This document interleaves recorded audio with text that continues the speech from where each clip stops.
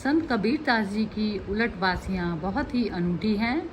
उन्होंने उलटबासियों के माध्यम से अपने मन को जीवंत करके दिखाया है। उन्होंने कहा कि बुरा जो देखन मैं चला, बुरा ना मिलिया कोई, जो मन खोजा आपना, मुझसे बुरा न कोई। इस प्रकार संत कबीर ने अपने ही मन को ऐसा चित्रित करके दिखा दिया, जिस प्रकार हम संसार में बुराई ढूंढते हैं वह संसार में नहीं बल्कि अपने स्वयं के अंदर होती है। आइए सुनते हैं कबीरदास जी की उलटबासियाँ और उनके गहरे अर्थ। तो ससुरे का पठो संदेश, नहरवा में आग लगी। नाव मरीगे बारी, मरीगे मिर्गा आवाजाही। रान पड़ोसिन उन्हू मरीगे, को मोर बतिया चलाई। दाई मरीगे बाबा मरीगे, जिन मोर लगन धराई। बेदी पर के पंडित मरीगे, जिन मोर ब्याह कराई। 7 खंड 7 महला जरेगा, बस्तर जरा अनेक। जेठ 3 भुजाई जरी गई, मैं भागी बचुओ धनी एक। दुल्हा मरिगा माड़ो जरीगा, दुल्हिन भई अही बाती। कहिए कबीर सुनो भाई साधो, रोवत चले बराती। इसमें सीधा भावार्थ पर ही जाते हैं। आत्मलीन मनोवृत्ति कहती है कि हे संतो, ये शुभ संदेश परमात्म देश को भेज दीजिए कि अज्ञान एवं मोह दशा रूपी नहर में विवेक ज्ञान की आग लग गई है। संसार से विवाह कराने वाले एवं माया मोह में जोड़ने वाले राग वेश रूपी नाई तथा बारी ज्ञानाग्नि में जलकर मर गए। इसलिए जीव का आवागमन मिट गया। दुराचार की सेना से भी मर गई। अब मुझ आत्मलीन वृत्ति की बात संसार में कौन चलाएगा? अब मुझे कौन सांसारिकता में जोड़ सकता है? अतः मैं निर्भय हूँ। संबंध जोड़ा था, वे ममता एवं अहंकार रूपी दाई और बाबा भी ज्ञान अग्नि में जल मरे। मेरे हृदय की संसारी बुद्धि वेदी का पंडित है, जिसने मेरा परोक्ष ईश्वर से या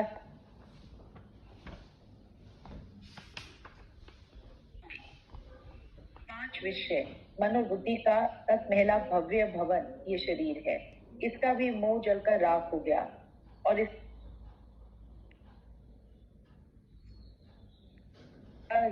रूपी वस्त्र ज्ञान अग्नि में जल गए। काम, क्रोध, लोभ ये 3 श्रेष्ठ दुर्गुण और विषय शक्ति तथा लालच रूपी 3 भोजैया ज्ञान अग्नि में जल गई। मैं चेतन पति में रमने वाली मनोवृत्ति रूपी युक्ति सांसारिकता से भागकर बच गई, पूर्ण शांति पा गई। सारी मान्यताओं का जाल रूपी मंडप जल गया और स्वरूप ज्ञान उदय होने पर परोक्ष ईश्वर रूपी काल्पनिक दूल्हा मर गया। आत्मज्ञान होते ही परोक्ष ईश्वर की कल्पना शांत हो गई, परंतु मैं स्वरूप वृत्ति रूपी दुल्हन चेतन आत्मा रूपी पति में एक में होकर अहिप्राति एवं सौभाग्यवती हो गई। अब मुझे अमर पति मिल गया था। सदगुरु कबीर कहते हैं कि हे भाई संतो, सांसारिकता रूपी बराती रो रो कर विदा हो गए, अर्थात सारा माया मोह नष्ट हो गया। हाँ जी, बढ़िया, बहुत अच्छा।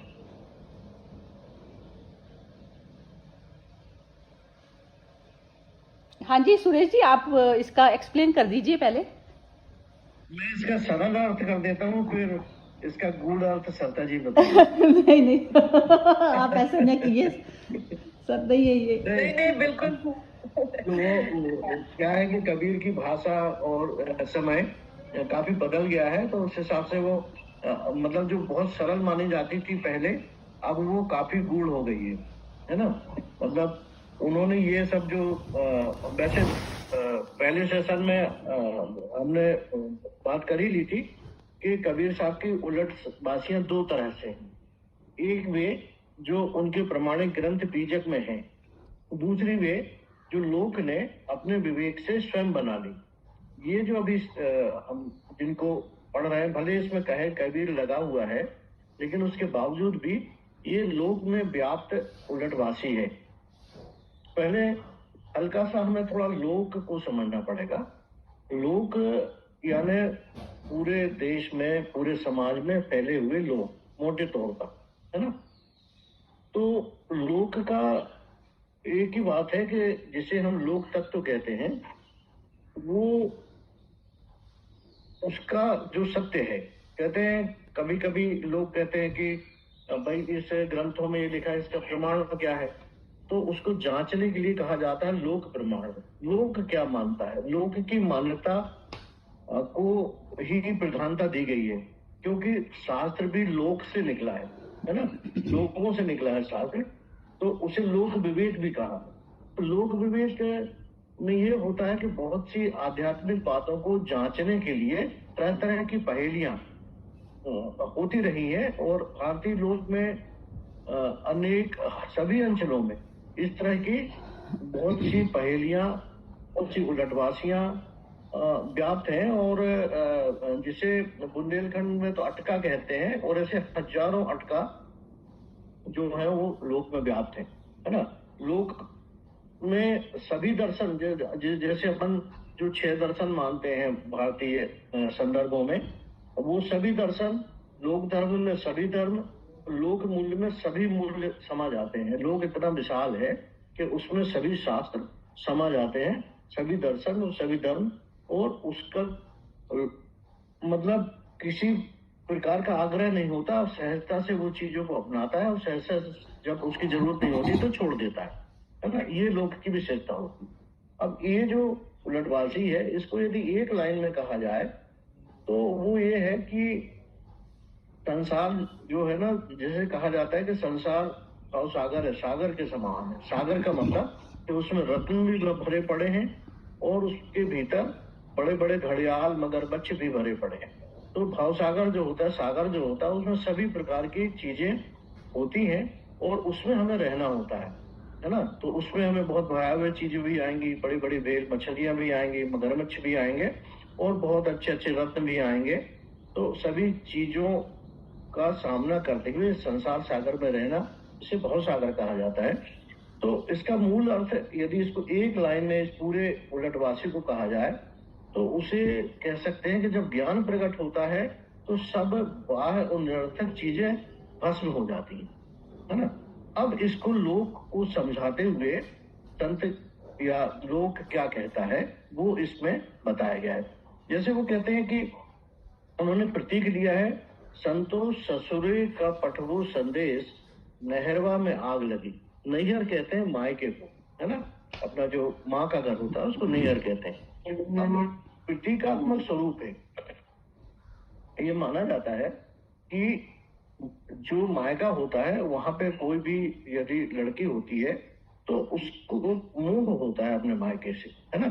परंतु यहाँ पे लटवासी वो कह रहे हैं कि ससुर को पठवो संदेश, नहरवा में आग लगी। मेरे जो मोह की दशा है, मोह की अवस्था है ना, वहां पे मुझे आग लग गई है। आग लग गई है मतलब मेरे ज्ञान चेत गया है, और मेरी जो मोह की अवस्था है वो नहीं रह गई। जिस तरह से मायके में रहने का जो उसको प्रतीक के रूप में बताया है कि हमको जो मोह होता है अपने माँ के घर का, माता पिता के घर का जिस तरह का मोह होता है, उस अवस्था से मैं विरक्त हो गई हूँ, क्योंकि मुझे ज्ञान की आग लग गई है, ज्ञान का प्रवेश हो गया है।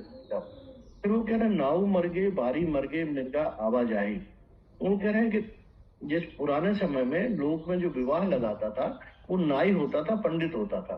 नाई और पंडित जाते थे, पहले परिवार के सदस्य नहीं जाते थे, वो देख के आते थे ससुराल में कि उनका घर कैसा है, परिवार कैसा है, लड़का कैसा है, वो आकर बताते थे, और उस हिसाब से तो वो ये बता रहे हैं कि नाव मर गए बारी मर गए मिर्गा आवाजाही। वो कह रहे हैं कि जो विवाह लगाने वाला था, मतलब जो इस माया मोह को, यानी विवाह रूपी माया मोह को जो जोड़ने वाला था, जो राग द्वेष से जोड़ता था, क्योंकि विवाह होता है, उसके बाद बच्चे होते हैं, फिर तरह तरह से राग द्वेष बनता है, तो उसका प्रतीक उन्होंने बनाया नाई को, कि जो इस राग द्वेष का जो प्रारंभिक व्यक्ति था वो नाई था, वो भी मेरे दिमाग से निकल गया है, कि वो भी मर गया है। मतलब जो जोड़ने वाला व्यक्ति था, राग द्वेष से जो जोड़ता था, वो भी मर गया है।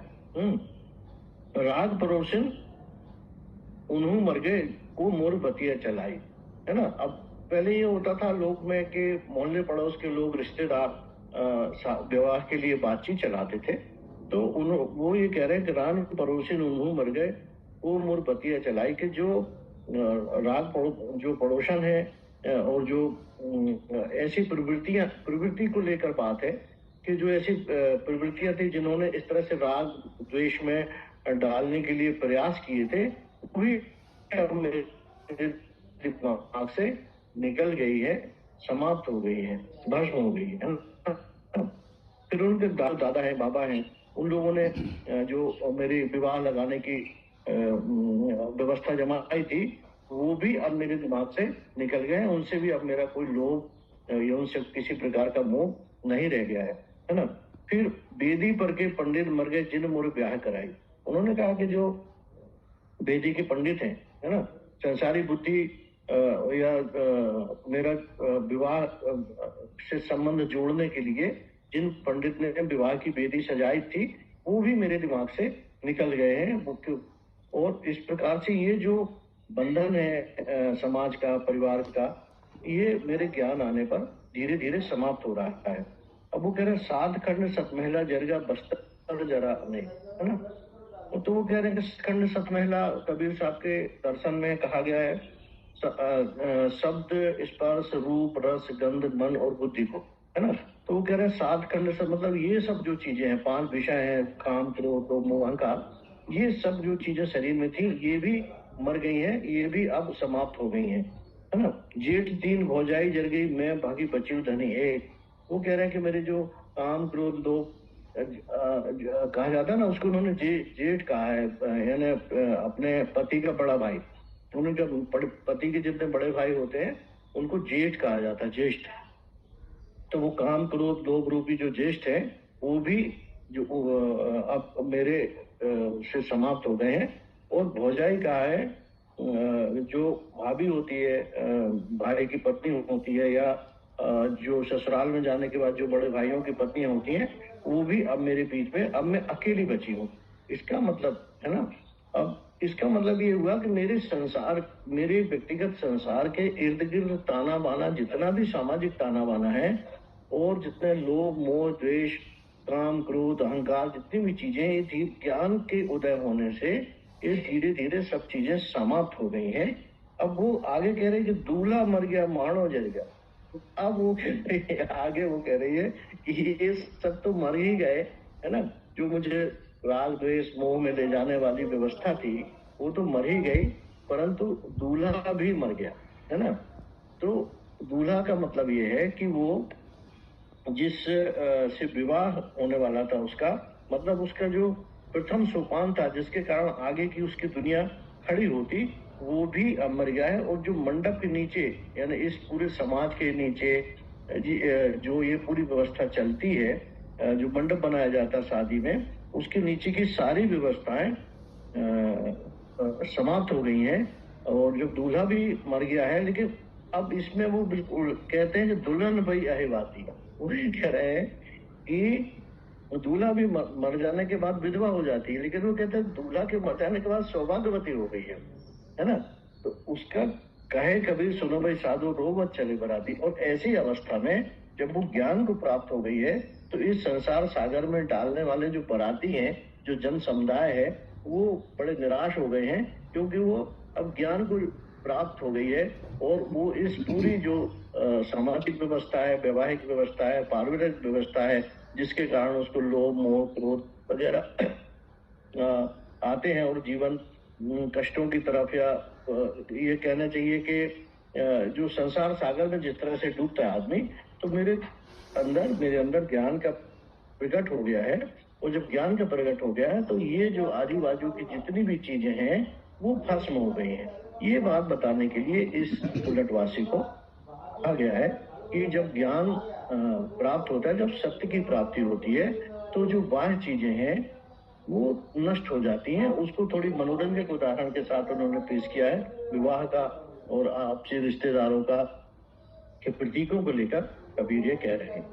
तो मूल रूप से बात यह है कि स्वरूप, जिसे कहते हैं स्वरूप, अपने स्वयं का ज्ञान हो जाना, आत्मज्ञान हो जाना, आत्म तत्व का ज्ञान है। जब आत्म तत्व का ज्ञान हो जाता है, हमें ज्यादातर हम सभी को अपने स्वरूप स्थिति के बारे में ही पता नहीं होता कि मैं क्या हूँ, मेरे इवन मेरी शारीरिक स्थिति क्या है, मेरी मानसिक स्थिति क्या है, मेरी भावनात्मक स्थिति क्या है। तो बार बार कबीर साहब और दूसरे भी संत बार बार अपने ऊपर सेंट्रलाइज होने को कह रहे हैं और बाहर चीजों से दूर होने को कह रहे हैं। और इसीलिए वो मंदिर की, कभी मूर्ति की, कभी तीर्थ की, कभी उनको ये नहीं है कि हमें इन चीजों की आलोचना करना।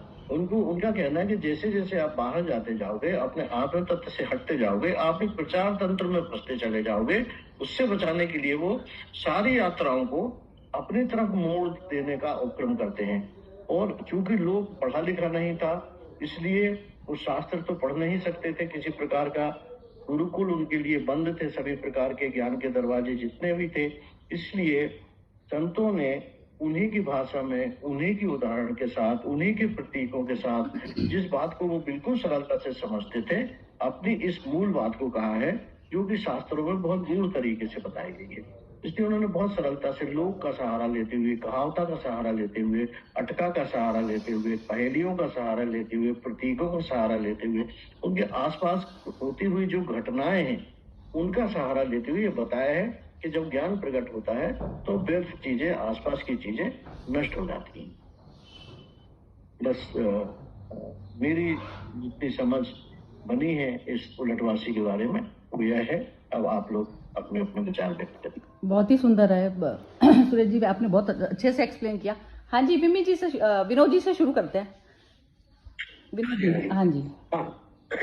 मतलब मैं डिटेल में नहीं कहूँगा, शॉर्ट में देखिए, मतलब ये समझ में आया, जिससे मेन अर्थ ये है कि मैं निर्भय हूँ। तो ये मतलब उसके इर्द गिर्द ही सारा वाक्य घूमता है कि जब हम सेंटर से जीरो हो जाते हैं और डिसीजन जीरो से लेते हैं, और तो उसमें हम निर्भय हो जाते हैं, तो उसमें जो हमारा माया मोह सबसे नाता छूट जाता है। तो एक जो कहावत है कि ये क्या सोचेगा, वो क्या सोचेगा, तो उसको इधर एक्सपांड किया गया है कि मेरा मोह छूट जाने के बाद अब मेरा पड़ोसी से रिश्ता निकल गया, मेरा दूसरा कहा है मेरे चाचा भाऊजी, जो भी रिलेशन दिखाए, मतलब कि ये संसार रूपी माया जाल में जो भी हम सोचते हैं कि बाजू वाला क्या सोचेगा, इसमें क्या सोचते हैं, एक बार जब आप सेंटर से डिसीजन लेते हो तो निर्भय हो जाते हो। तो निर्भय होने के बाद ये बाकी सब चीजें काम में आती नहीं है, तो वो शून्य से हो जाना है। और फिर मान्यताएं जो है वो क्या सोचेंगी। फिर इसमें कहा है दुल्हन मतलब कि व्यक्ति, तो दुल्हन जब सारे रिलेशन जब लगता है उसको कि शून्य हो गए, तो फिर वो निर्भय मन से डिसीजन लेगी या व्यक्ति डिसीजन लेगा। तो सेंटर से चलेंगे तो फिर सब सही तरीके से चलेगा, और जब ज्ञान आ जाएगा तो उस तरह से उसका अलग अलग तरीके से एक्सप्लेन किया गया, नाई और वगैरह वगैरह। बहुत यही लग रहा है। सुंदर बोला है विनोद जी, आपने जबरदस्त बोला, बहुत ही बढ़िया। हाँ जी, बिम्मी जी बोलिए। जी, इसमें हाँ, वही दुल्हन, इसमें मैं हूँ, मेरा अपना स्वरूप। और मतलब संसार में रहकर हम इतने कुछ जो इसमें ब्याह के में लेके, चाहे हमारे जैसे वो अपने मायके का कहा है का एग्जाम्पल देके, फिर दूसरे रिश्ते जो हम हैं, तो हम किसी भी परिस्थिति में काफी बंधनों से बंधे रहते हैं। और वही जो अभी विनोद जी ने कहा कि वो क्या सोचेगा, वो कैसे। और जब हम अपने स्वरूप में होते हैं तब बिल्कुल वो जो हमारे मुंह से शब्द भी निकलते हैं, क्योंकि हम अपने में एस्टैब्लिश्ड हैं, तो वो एकदम निडर निर्भय होकर, क्योंकि उसमें कोई आप आगे पीछे की नहीं सोच रहे, तो वही यहाँ पर कहने की है कि और जो सुरेश जी ने भी कहा कि हम बहुत बार हम जैसे वो एक प्रचार तंत्र में फंस जाते हैं कि अपना स्वरूप में दिखा के दूसरे को खुश करने के उसमें या दूसरे के अनुसार एक्ट करते हैं। तो उससे उन चीजों से हमें अलग होना है और जो मेरा अपना मूल स्वरूप है उसमें यदि मैं करके कोई भी काम करूंगी तो एक तो निर्भयता भी आएगी, एक फ्रीडम, एक सेटिस्फैक्शन। मतलब जैसे वो ये है ना कि आप जब एकदम खाली हो तो आप हल्के हो और हल्के हो तो आप वही एक एलिवेटेड पोजीशन पर हो। तो वही है कि जैसे एग्जाम्पल जैसे आजकल के जब मैं इलेक्शन की भी बात करूं तो कई पार्टीज ने जब जैसे ये किया जब बीजेपी ने जस्ट एग्जाम्पल कि वो राम का लेके किया तो और पार्टीज ने भी वैसे करना शुरू कर दिया। तो वो उससे ये सब बाहरी वो है। आपकी मूल प्रवृत्ति यदि नहीं है तो ये सब कुछ तो दिखावा ही रह गया ना। बढ़िया बढ़िया। सच से कहोगे तो वो ज्यादा इफेक्टिव होगा, सत्य पर है। बहुत ही बढ़िया। हाँ, तो ये सुरेश जी जो आपके ये शिवू वाजपेयी, हाँ जी, बोलेंगे आप। हाँ जी, मैं बस इतना ही कहना चाहती हूँ कि ये जितनी भी बात मैंने सुनी इस सभी की, और जो गीता अगर हम पढ़ते हैं तो पांच ज्ञानेंद्रियां, कर्मेंद्रियां और स्व की जो बात है, ज्ञान की जो बात है, वो मूल कह रहे हैं इस पूरे में। जो मुझे समझ आया कि स्व जागरूकता पर बातचीत ज्यादा है और उसी को एक्सप्लेन किया गया। Thank you so much. बहुत ही बढ़िया, बहुत ही बढ़िया। तो गीता, और ये मेरे मन में जो प्रश्न आया भी है कि कबीर जी भी गीता, मतलब कुछ भी पढ़ो, आपको ही अपने आप को जानना मूल बात है, बाकी सब एक जैसा ही है। कहीं का किसी का भी कुछ भी नया पढ़ोगे तो भी। शिव शब्द तो एक ही है, भाषाएं अलग अलग है उसकी। जी, तो वो एकदम रिलेट हो गया, क्योंकि गीता जैसे ही आप पढ़ते हो तो ये पांच ज्ञानेंद्रियां, कर्मेंद्रियां, प्राण पे बात होती है, और आपने जो कहा वो भी same. Thank you so much. हाँ जी, ये RN स्याग, हाँ जी, आप बोलिए। नहीं, मुझे तो अभी कुछ कहना नहीं, बड़ा अच्छा लग रहा है, सुन रहा हूँ, समझ रहा हूँ, और अलग अलग नजरिया और विविधता का एक अच्छा समावेशन दिख रहा है। थैंक यू जी, थैंक यू। हाँ जी, नीलम जी बोलेंगे अब। हाँ जी, नीलम जी बोलिए। ये जेठ जेठानी, भाई भौजाई, पंडित, इन सबको कहीं ना कहीं एक नेगेटिव इमोशन के साथ जोड़ा गया है। काम, क्रोध, लोभ, हिंसा, अहंकार, सबके एक उसके साथ जोड़ा गया है। और जब वो ये सारे रिश्तेदार मर गए तो आपका एंड खत्म हो गया। साथ में आपका काम, क्रोध, ईर्ष्या, नेगेटिव इमोशन काउंट,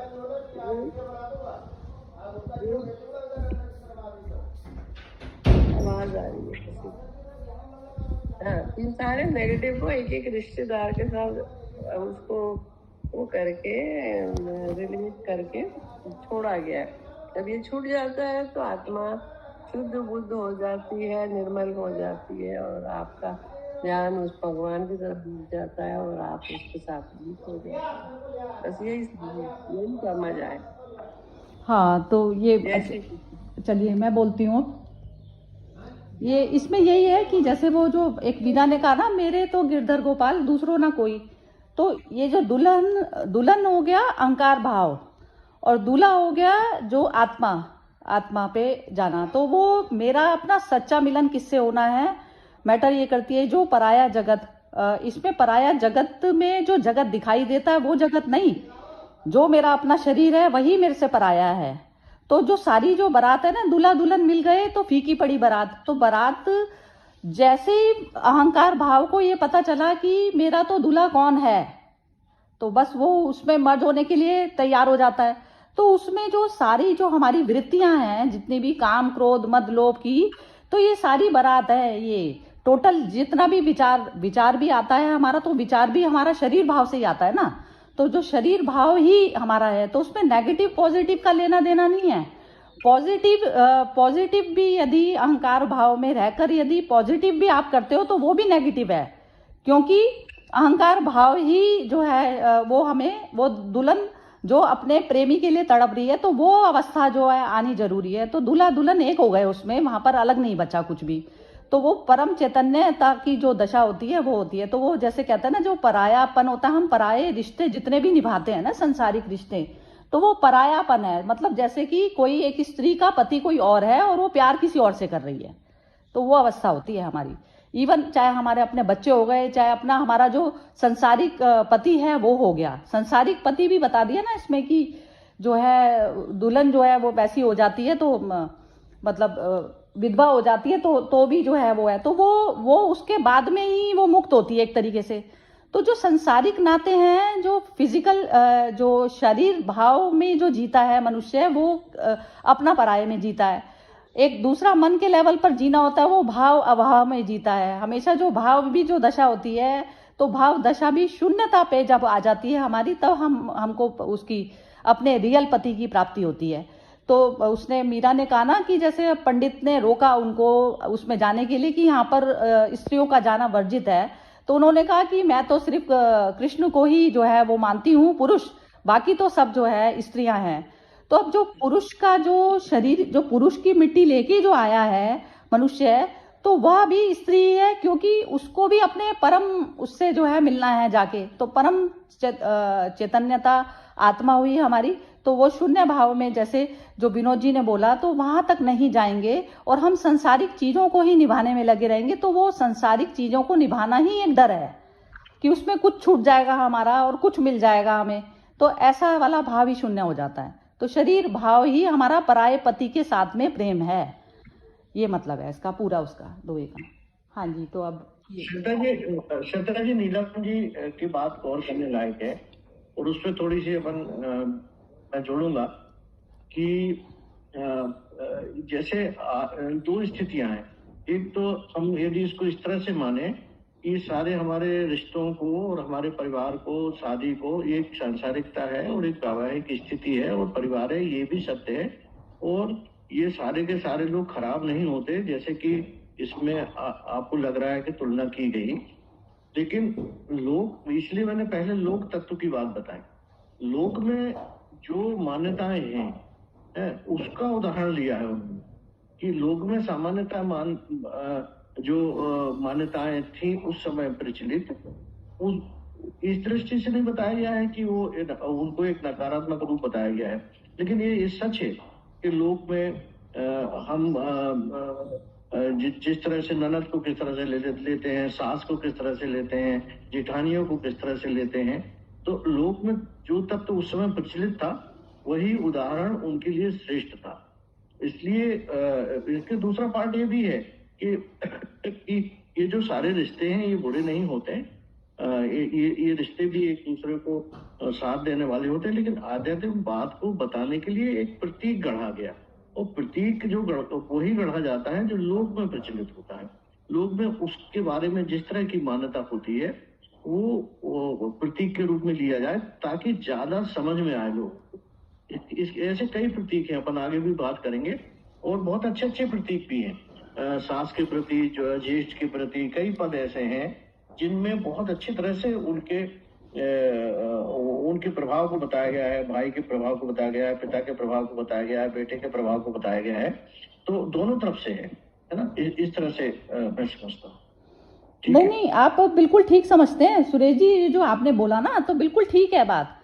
वो जो उस समय में जो कुरीतियां प्रचलित थी ना, जैसे एक जब तक एक मनुष्य को अपने परम स्वरूप का भान नहीं होता, तो वो क्या करता है ना, जैसे एक जो डॉटर इन लॉज थी, तो वो भी डरा करती थी, क्योंकि सासों का जो प्रचंड रूप उस समय रहा करता था और शोषण वाली जो प्रवृत्ति रहती थी। यदि सास भी अपने यदि मूल स्वरूप को जानकर यदि वो व्यवहार करती, तो वो कहते हैं ना, जैसे जो संसारिक व्यवहार हैं वो हमारे तब तक ही ठीक होते हैं जब तक हमारी आत्मा से हमारा मिलन नहीं होता। तो हमारे संसारिक व्यवहार में भी क्या होता है ना, हमारे अंदर एक्सक्यूजिंग पावर आ जाती है। एक्सक्यूजिंग पावर ये आ जाती है कि ये मेरे जैसा है, ये बिल्कुल मेरे जैसा है, मेरे अंदर भी इस तरीके के राग द्वेष ये सब चीजें उपजती हैं, और ये सामने वाले मनुष्य में भी, तो हम उसको एक डिस्काउंट देना शुरू कर देते हैं अंदर से। तो वो जो चीज है ना, ये तो सारा कुछ जो कुरीतियां जिस समय में फैली होती हैं उसके अकॉर्डिंग ही, चाहे दोहों का जन्म हो चाहे श्लोकों का जन्म हुआ, तो वो तो बोला तो उसी अकॉर्डिंग जाता है। अब आज की डेट में क्या है, जैसे आज का जो हमारे बच्चे हैं जो भी हैं, तो उनको कबीर की भाषा नहीं समझ में आएगी, तो एक बिचौलिया जैसे बीच का जो चाहिए। अब हम लोग कर रहे हैं ये पंडित का काम, जैसे आप, तो आप जो कबीर की जो बता रहे हैं वो बिल्कुल ठीक बता रहे हैं, क्योंकि वो भाषा मैं भी नहीं जानती। लेकिन वही जो आपने बोला था ना कि आप उसमें तो, लेकिन एक संसारिक आज के संसार में और कबीर के बीच को मिलाने के लिए एक चीज चाहिए, पैसेज को मिलाने के लिए चाहिए, क्योंकि संसार आज का करंट में संसार किस मेंटेलिटी से जी रहा है उनको तो ये शब्द भी नहीं समझ में आते। तो उस तरीके से जब तक हमारा अपने स्वयं की चेतना का जब तक हमको भान नहीं होगा, क्योंकि सास भी पढ़ तो संतुष्टि के लिए ही कर रही है, वो भी उसको बहू को सता के मजा आ रहा है जैसे, या पति को शोषण करके मजा आ रहा है, क्योंकि उस समय वुमेन काम नहीं किया करती थी, तो ऐसा करके मजा आ रहा है। तो चाहता तो वो भी शांति है, लेकिन शांति की वो उसने जो रूट जो लिया हुआ है वो गलत लिया हुआ है। तो जब तक हम मूल स्वरूप को जाने बिना जब तक हम शांति का प्रयास करेंगे जगत में, तो ये चीज बस मतलब मैं जो बीच की जो कनेक्टिविटी जो मैं करना चाह रही हूँ, मतलब वही है, तो बात वही बोल रहे हैं। तो विम्मी जी बोलना चाह रही हैं, शायद उन्होंने अनम्यूट किया था। हाँ जी विम्मी जी बोलिए।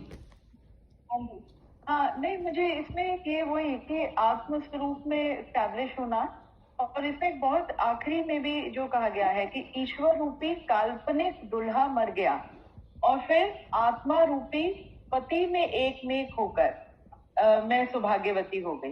तो जैसे यदि आप शादी का भी मतलब उसमें भी यदि देखो, तो जब पहले होते हैं दुल्हा दुल्हन कहते हैं, जब तक फेरे नहीं हो जाते तो हम दुल्हा दुल्हन होने करते हैं। उसके बाद जब वो सारा विधि विधान जब सब कुछ वो फेरे वेरे होने के बाद वो कहते हैं कि अब आप पति पत्नी हो गए।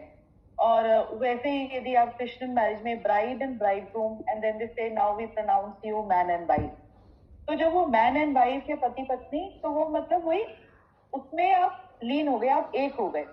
तो मुझे लगता है कि हाँ, तो वही किसी भी परिस्थिति में जब तक आप अलग हो उस स्थिति से, तो आप अपना ट्रूपन या आप उसमें वो 100% भी नहीं दे पाओगे, और जो भी कुछ कर रहे होगे वो ऊपरी ऊपरी कर रहे हो ना, तुम्हें वो जैसे अंदर से तुम भी शीतल नहीं हो रहे, और जो उसका इम्पैक्ट है क्योंकि आप 100% नहीं दे रहे, तो वो नेचुरली वो वैसा नहीं है।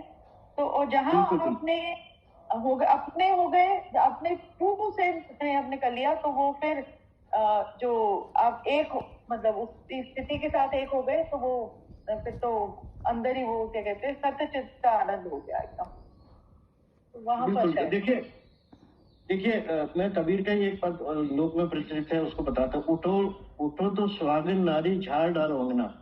वो कहते हैं कि सुहागिन नारी उठो और सवेरे जल्दी उठो और ये आंगन को झाड़ डालो, मतलब जो घर का आंगन है उसकी झाड़ू लेके सफाई कर लो। उसके दो तात्पर्य हैं, घर की भी सफाई कर लो और आपके भीतर जो रात भर जो कुछ भी हो गया है उसकी भी सफाई कर लो, है ना।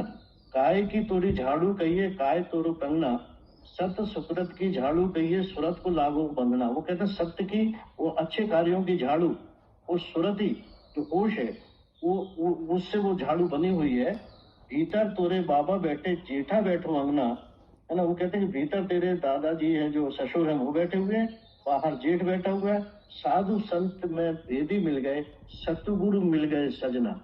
एक जगह वो ये भी कहते कि तेरे भीतर हृदय के भीतर तेरे ससुर बैठे हुए हैं, बाहर तेरे ज्येष्ठ बैठे हुए हैं और सदगुरु तेरे सजना है। एक प्रतीक को वो इस पॉजिटिव वे में भी कहते हैं, है ना। तो सत्संगत में निष्दिन रहिए विषय ने करियो संग। वो कहते हैं कि इस तरह के सत्संगम में हमेशा बने रहें, है ना। तो वो दोनों तरह की बातें प्रतीकों में आती हैं। बहुत बढ़िया। हाँ जी, चलिए सुरेश जी फिर खत्म करते हैं आज का, क्योंकि टाइम पूरा हो गया, तो वो बीच में आधी बात रह जाती है। हाँ नीलम जी कुछ बोलना चाहती हैं तो बोलिए, आपका अनम्यूट किया हुआ है आपने। मैं ये बोल रही थी कि सास बुरी या ननद बुरी, वो तो एक लोक प्रचलित एक तरह से कभी ठीक है कभी गलत है, एक तरह से मजाक की तरह लिया जाता है। पर एक्चुअली तो हमारे दुनिया के रिलेशंस हैं वो कितने भी अच्छे हों वो हमको ईश्वर से दूर करते हैं। कहते हैं ना वो सब नकली है, वो सब यही रह जाने। तो अच्छा फैमिली भी चल रही है तो भी वो यही रह जानी है, वो आपके साथ नहीं जानी। अल्टीमेट आपको ध्यान प्रभु में लगाना है, अपनी फैमिली ठीक करते हुए भी। तो मेरे को ये समझ आया है कि इसमें ये जो कहा है ये सब रिश्ते जो है ये आपको प्रभु की तरफ मिलने से रोकते हैं। परफेक्ट है, हाँ बहुत ही सुंदर, बहुत ही सुंदर। चलिए ठीक है, खत्म करते हैं आज का। चलिए, जय श्री कृष्णा।